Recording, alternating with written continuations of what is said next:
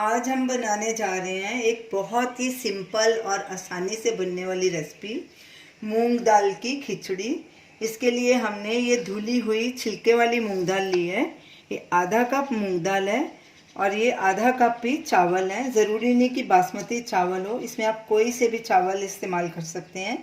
इन दोनों को हमने 15 मिनट भिगो के रखा था। अब इनका पानी निकाल दिया है। तो चलिए आप खिचड़ी बनाना शुरू करते हैं। एक प्रेशर कुकर लेंगे, उसमें दाल डालेंगे,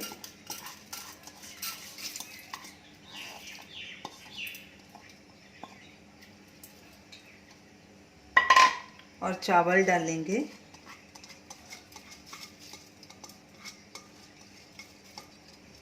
दाल और चावल दोनों मिला के 1 कप हो गए, तो हमने इससे 4 गुना पानी लिया है, यानी कि 4 कप पानी, उसी कप का माप रखा है। ये पानी हम ज़्यादा इसलिए डाल रहे हैं क्योंकि हमने खिचड़ी को पतला रखना है, गाढ़ा नहीं बनाना। अगर आपको गाढ़ी बनानी है तो पानी थोड़ा कम डालिए। नमक स्वाद अनुसार या 1 टीस्पून, अगर कम होगा तो और भी डाल सकते हैं। गैस जलाएंगे, कुकर का ढक्कन लगाएंगे और इसे हम कुक करेंगे।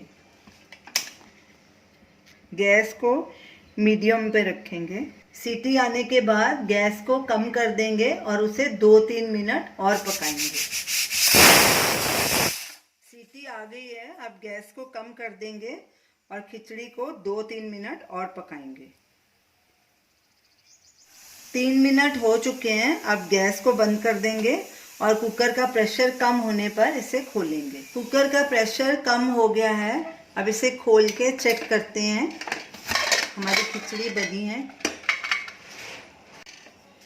ये देखिए खिचड़ी पूरी तरह से गल गई है। खिचड़ी अभी भी थोड़ी गाढ़ी लग रही है, इसमें हम थोड़ा पानी डाल के इसे कुक करेंगे। अगर आपको ऐसे ही रखनी है तो और पानी डालने की ज़रूरत नहीं है। हम लोग पतली खाते हैं इसीलिए इसमें पानी और ऐड किया है, और इसे थोड़ा सा और पका लेंगे। और गैस को सिम पे ही रखेंगे। उधर तड़का बना लेते हैं। ये देखिए पूरी तरह से गल चुकी है। गैस को हमने सिम पे किया हुआ है और उतनी देर इधर तड़का बना लेते हैं। एक तड़का पैन लेंगे, उसमें 2 से 3 टेबलस्पून घी डालेंगे। देसी घी लिया हमने, क्योंकि इसमें घी ज़्यादा हो तो ही खिचड़ी स्वाद लगती है।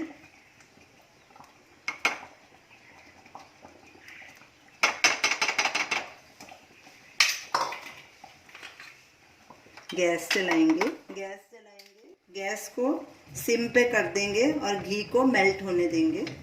घी मेल्ट हो चुका है और गरम भी हो गया है। अब गैस को बंद कर देंगे और इसमें ये हमने 2 टीस्पून भुना हुआ पिसा जीरा लिया है, ये ऐड कर देंगे। और 1/4 टीस्पून काली मिर्च ली है, आप ज़्यादा भी डाल सकते हैं। अब इसे हम खिचड़ी में डालेंगे और थोड़ा सा तड़का बचा के रख लेंगे गार्निश के लिए। मिक्स कर देंगे अच्छे से और गैस बंद कर देंगे। ये देखिए हमारी खिचड़ी बिल्कुल परफेक्ट बनी है, जैसी हम चाहते थे। अब इसे हम सर्व करेंगे। अब इसे एक बोल में ट्रांसफ़र कर देंगे। ये जो तड़का हमने बचा के रखा था, ये इसके ऊपर डालेंगे।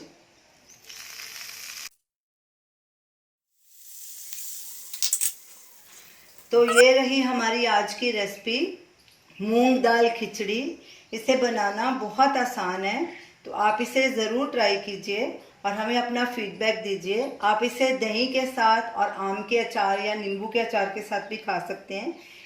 ये खिचड़ी बहुत ही टेस्टी लगेगी। तो हमें बताइए कि आपको ये हमारी रेसिपी कैसी लगी। हमारे वीडियो को शेयर कीजिए, हमारे चैनल को सब्सक्राइब कीजिए। Thanks for watching.